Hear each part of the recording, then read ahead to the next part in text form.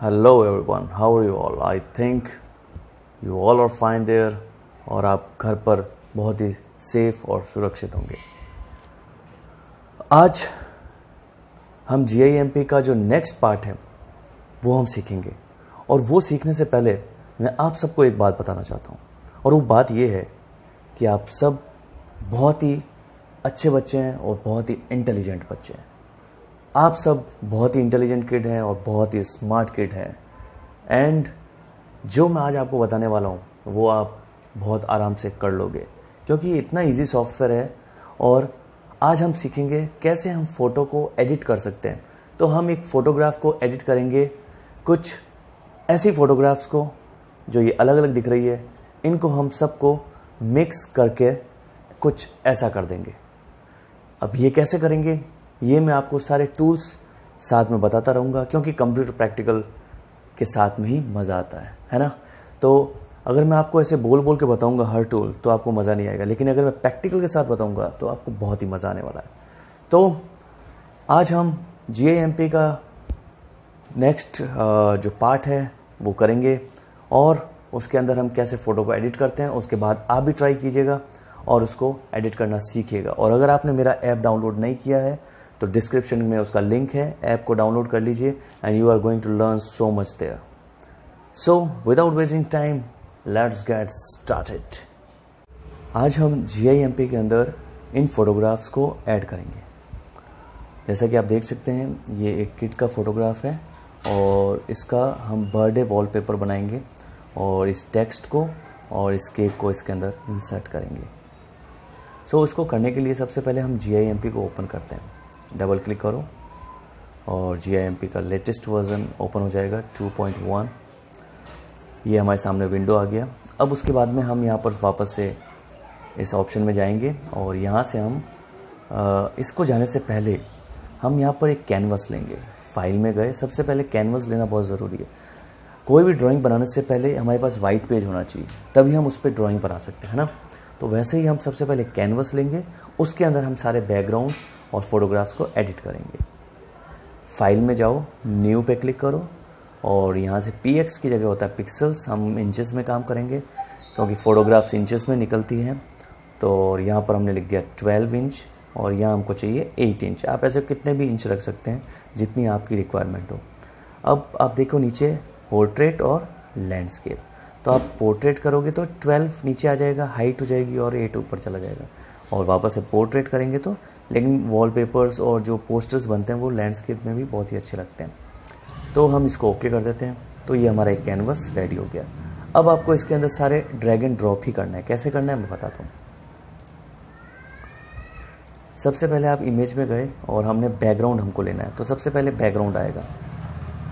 आप GIMP पे जाओ और इसको छोड़ दो और कन्वर्ट पे क्लिक कर दो। अब इसको आपको स्केल करना पड़ेगा क्योंकि तो बहुत छोटा है। आपकी कैनवस कितनी बड़ी वाइड नज़र आ रही है लेकिन इमेज बहुत छोटा है। तो आप इसको मूव टूल से पहले सबसे पहले इसको कॉर्नर में लेके आ जाओ। कॉर्नर में लेके आए, अब टूल्स में जाओ, ट्रांसफॉर्म टूल में जाकर स्केल दबा दो। स्केल जाकर आप इसको खींच दो इस तरह से और यहाँ पर आपको दिख रहा होगा रीसेट, रीएडजस्ट, स्केल, लेकिन हम लोग एडजस्ट कर चुके हैं तो इसको स्केल दबा दो और ये कुछ ही देर में आपका स्केल हो गया। अब हम इसके ऊपर उस बच्ची को एडिट करके डालेंगे। तो हम इस यहाँ पर आए और इसको हमने ड्रैग किया और इस पे लाकर छोड़ दिया माउस को, तो ये हमारी फ़ोटोग्राफ आ गई। अब इसको भी हमें स्केल करना पड़ेगा। तो हम सबसे पहले इसको यहाँ पर लाकर थोड़ा सा बड़ा कर लेते हैं फ़ोटोग्राफ को। हमने स्केल किया। अब बच्चों देखो, अगर आप ऐसे इसको बड़ा कर दोगे तो देखो फ़ोटोग्राफ ख़राब हो जाएगा, है ना। तो ये सही नहीं है। अगर आपको सही से करना है इसको तो शिफ्ट दबाकर आप इसको प्रेस करो तो फ़ोटोग्राफ की जो रेशियो है, जो ह्यूमन रेशियो है, वो ख़राब नहीं होगा। तो इससे आप इजीली फ़ोटोग्राफ बिना ख़राब हुए आप उसकी एक्चुअल लेंथ के हिसाब से ही रेशियो में इंक्रीज़ कर पाओगे। अब इसको स्केल दबा दो, ये हो गया। अब हम यहाँ से लेंगे last shot, free select tool, इसको क्लिक कर दो। अब जितना, एक बच्चों ध्यान रखो, फोटोग्राफ को जितना बड़ा करके आप काटोगे उतना अच्छा कटिंग होगा, राइट। तो हमने इसको सेलेक्ट किया। अब यहाँ पर आप कहीं पर एक पॉइंट से आप स्टार्ट हो जाओ यहाँ पर मैंने किया, अभी देखो यहाँ पर कनेक्ट हो गया। अब यहाँ से मैं जब मैं वापस यहाँ पर घूम कर आऊँगा तब वापस से पूरी इमेज सेलेक्ट हो जाएगी। तो हमने ऐसे आप सेलेक्ट करते जाओ इस तरह से।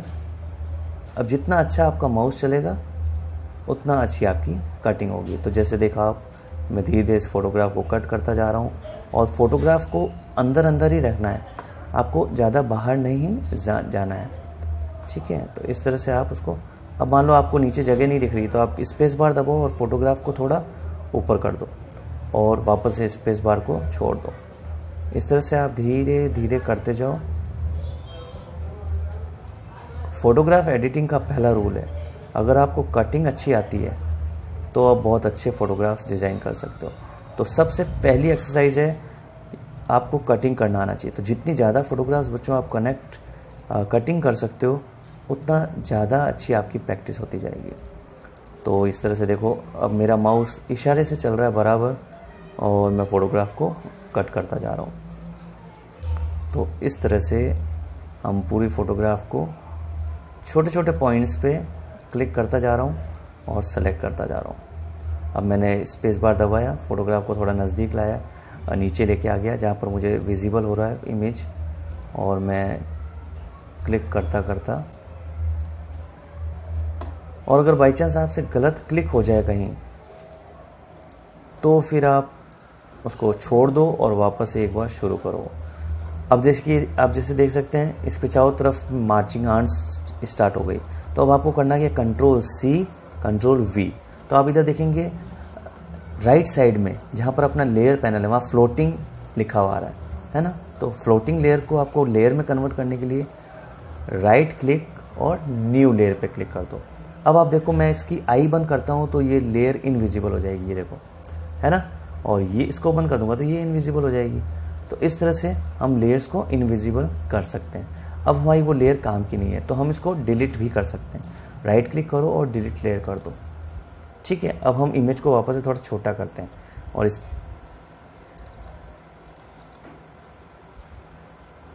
इमेज को हमने छोटा कर दिया, ठीक है। अब उसके बाद में अब आप वापस से मूव टूल पे आ जाओ और इस इमेज को यहाँ पर आपको उस लेयर पे आना बहुत ज़रूरी है। तो आप लेयर पे आए। अब हमने इसको थोड़ा सा स्केल करेंगे, ट्रांसफॉर्म स्केल और शिफ्ट के साथ में बड़ा कर दो, ठीक है, और स्केल दबा दो और इस इमेज को मूव टूल के साथ में यहाँ पर लिया है। अगर पैर नहीं दिखेंगे तो भी वो अच्छी लगेगी फोटोग्राफ। ट्रांसफॉर्म, थोड़ा सा स्केल और कर लेते हैं और शिफ्ट के साथ में इस तरह से और स्केल दबा दो, राइट। और ये हमारा फोटोग्राफ सेलेक्ट हो गया। इधर थोड़ा नीचे लेके आ जाओ। अब जो नेक्स्ट हम चाहिए, केक चाहिए फोटोग्राफ को और डेकोरेट करने के लिए। तो हम इसमें जाएंगे और केक को लेंगे और यहाँ पर ड्रॉप कर देंगे। तो ये कन्वर्ट पे क्लिक कर दो। अब ये देखो, इसको अगर हम कट करेंगे तो बहुत टाइम लगेगा। तो ये क्योंकि आप देख सकते हो बैकग्राउंड वाइट कलर का ही है, तो अगर आपको कोई भी एक सिंगल कलर हटाना हो एक बार में तो बहुत इजी तरीका है। सिर्फ आपको ये वैंड लेना है, फजी सेलेक्ट टूल, ये आपको एक कलर को सेलेक्ट करने के लिए आपको हेल्प करेगा। कैसे करना है देखो, सेलेक्ट इट और उसके बाद में यहाँ पर क्लिक कर दो। अब control C control V, right click to new layer और आप देखोगे ये यहाँ से कट हो गया, राइट। तो अभी क्या हुआ है कि हमने देखो उसको कट कर दिया, ठीक है, और बैकग्राउंड हमारा रह गया। तो हमारा बैकग्राउंड सेलेक्ट हो गया और केक चला गया। तो हम इसको वापस कंट्रोल Z करते हैं। अब हम क्या करेंगे, वापस से जाएंगे। अब आप देखो हम वापस से गए इसमें और मैजिक वैंड सेलेक्ट किया, select inverse, control X control V, right click to new layer और ये हमारा केक आ गया, राइट। अब हम इसको थोड़ा सा बड़ा करेंगे। मूव टूल ले लो। टूल्स हमेशा एकदम सही लेना हो। ज़्यादातर कुछ भी चीज़ हिलाना हो, आपको कहीं पर भी प्लेस करना हो तो मूव टूल को ही यूज़ करें। उसके बाद में टूल्स में गए, ट्रांसफॉर्म टूल में गए और स्केल किया। उसके बाद में शिफ्ट दबाकर, नहीं तो हमारा केक है ना ऐसा हो जाएगा। तो इसलिए हमेशा ध्यान रखो, शिफ्ट के साथ। अब हम इसको यहाँ से मूव टूल लेंगे और इसको यहाँ पर रख देंगे। यहाँ जहाँ पर आपको सही लगे वहाँ पर आप रख दीजिए, राइट। अब उसके बाद में हम इसका टेक्स्ट लेके आएंगे, तो हम इन दोनों में से कोई भी एक ले लेते हैं, इसको लेते हैं और इसको यहाँ पर ड्रैग कर देते हैं, राइट। अब इसको थोड़ा सा बड़ा करते हैं, टूल्स में गए, ट्रांसफॉर्म टूल और इसके स्केल, और इसको तो आप जैसा चाहे वैसा स्केल कर दिया, स्केल कर दीजिए। अब ये बैकग्राउंड को भी हटाना है, तो बहुत इजी तरीका जैसे हमने बताया था, वापस से हम फजी टूल लेंगे, क्लिक करेंगे और आप चाहो तो डिलीट दबा दो, सिंपल। और यहाँ पर जो जगह बची यहाँ पर भी डिलीट दबा दो। अब मूव टूल ले लो और आप जाकर ये, अगर आपको ये नहीं चाहिए तो शो सिलेक्शन हटा दो और शो लेयर बाउंड्री हटा दो, इस तरह से, राइट। तो ये देखो आपका बैकग्राउंड भी साथ में ये भी आ गया। अब इसका अगर नाम लिखना चाहते हैं तो आप ए पे क्लिक करो, उसके बाद में एक बॉक्स यहाँ पर नीचे बना दो और यहाँ पर आपने लिख दिया हैप्पी बर्थडे टू, और एंटर करके आप यहाँ पर इसका नाम लिख दो, जैसे हैप्पी बर्थडे टू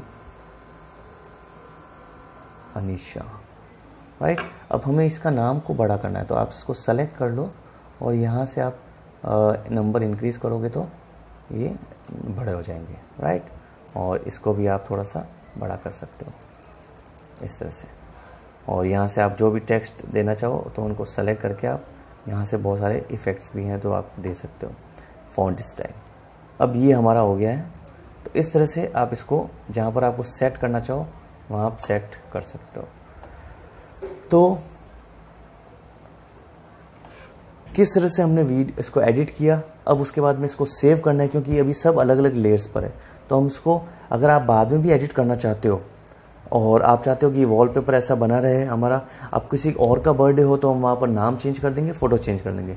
तो हम इसको सेव करेंगे, कैसे करेंगे, फाइल में जाओ, सेव दबाओ और उसके बाद में कहीं पर भी आप सेलेक्ट करो, जैसे मैंने डेस्कटॉप सेलेक्ट किया, उसके बाद में ये XCF में एक्सटेंशन में सेलेक्ट होता है, जिससे आप उसको बाद में भी एडिट कर सको ज़रूरत पड़ने पर। तो हम यहाँ पर लिखते हैं माई फर्स्ट एडिट और सेव।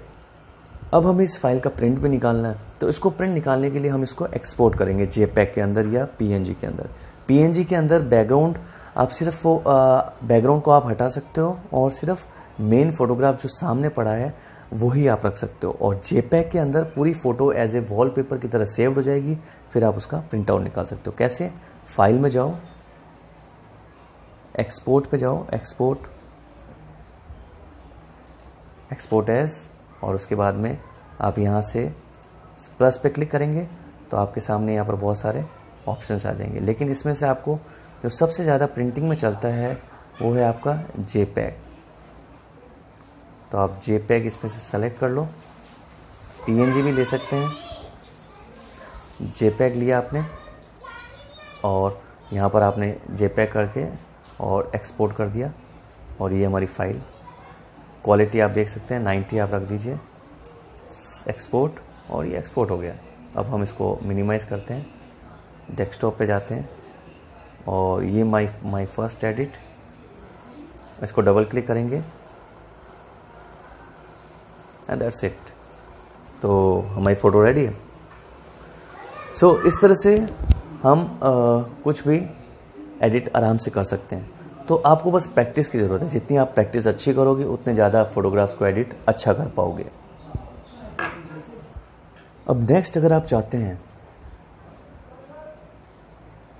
कि हम इसके अंदर इसको मर्ज करना चाहें तो आप इसको मर्ज भी कर सकते हैं। जैसे मान लीजिए मैं इस लेयर को, नाम को और इसको मर्ज करना चाहता हूँ, तो आप इसको राइट क्लिक करो और इसको मर्ज डाउन कर दो। तो इस तरह से जैसे आप मर्ज डाउन करोगे तो ये देखो पूरी एक लेयर मर्ज हो गई। तो इस तरह से आप मर्ज भी कर सकते हो, राइट। और डिलीट मैं आपको बता ही दिया। जैसे मान लो ये हमारी वाइट वाली जो काम की नहीं थी, तो इस पर राइट क्लिक करके आप इसको डिलीट लेयर भी कर सकते हो। तो बच्चों, अब आप समझ ही गए होंगे कि GIMP कितना मज़ेदार सॉफ्टवेयर है और कितनी अच्छी अच्छी फोटोग्राफ्स आप एडिट कर सकते हो। बस आपको ये ध्यान रखना है कि आपको कटिंग अच्छी आनी चाहिए। एक बार आपको कटिंग अच्छी आ गई तो आप फोटोग्राफ्स को ईजिली एडिट कर पाओगे और अच्छे वॉलपेपर्स बना पाओगे। आपको 2 चीज़ों का ध्यान रखना है, एक तो फ़ोटो एडिट करना, कट करना आपको आना चाहिए, ठीक है। दूसरा, आपको लेयर्स का खेल समझ में आना चाहिए। जो लेयर सबसे नीचे है वो बैकग्राउंड होगी, जो लेयर उससे ऊपर होगी वो फ़ोटो आपको आगे नज़र आएगी। तो इन 2 का कॉन्सेप्ट आप समझ लो, उसके बाद में आप बहुत अच्छी फोटोग्राफ्स को डिज़ाइन कर पाओगे। अब इसके अंदर कुछ बहुत सारे एडिशनल टूल्स भी हैं, तो वो मैं चाहूँगा कि आप खुद एक्सप्लोर करें GIMP में जाकर। जैसे हीलिंग टूल है, ब्रश टूल है, ये सब ऑप्शंस वहाँ दे रखे हैं और इनका आप यूज़ लेकर भी बहुत अच्छे से आप पेंट टूल है जैसे, तो आप उसके अंदर आप लाइंस बना सकते हैं, कलरफुल लाइंस, रेनबोस ऐसे बना सकते हैं। और हीलिंग टूल है तो उसमें कहीं पर जैसे मान लो किसी के पिंपल्स है तो उसको अभी आप वहाँ पर स्पॉट करके वहाँ से आप वो हटा सकते हैं। तो ऐसे बहुत सारे टूल्स हैं जो मैं चाहूँगा कि आप खुद ट्राई करें और प्रैक्टिस करें उसकी। एडिशनल ब्लर इफेक्ट है, बहुत सारे इफेक्ट्स आपको मिल जाएंगे और स्क्रीनशॉट है, आप उसका स्क्रीनशॉट भी ले सकते हैं। इस तरह से बहुत सारे टूल्स हैं जो मैं चाहूँगा कि आप खुद एक्सप्लोर करें और आप उसके अंदर समझें कि कैसे ये काम करता है। तो GIMP का जो कोर पार्ट था वो मैंने आपको बता दिया, कैसे फ़ोटो एडिट की जाती है। आप एक बार ये सीख गए, उसके बाद जो एडिशनल टूल है वो आप हिट एंड ट्राई करते करते आप खुद भी सीख जाएंगे। So hope you like this tutorial, like, share and subscribe. और आप ऐसे ही स्मार्ट किड हैं, इंटेलिजेंट किड हैं, मेरे साथ जुड़े रहें और आप बहुत और इंटेलिजेंट होते जाएंगे। So we will meet again in the next tutorial. Till then, goodbye.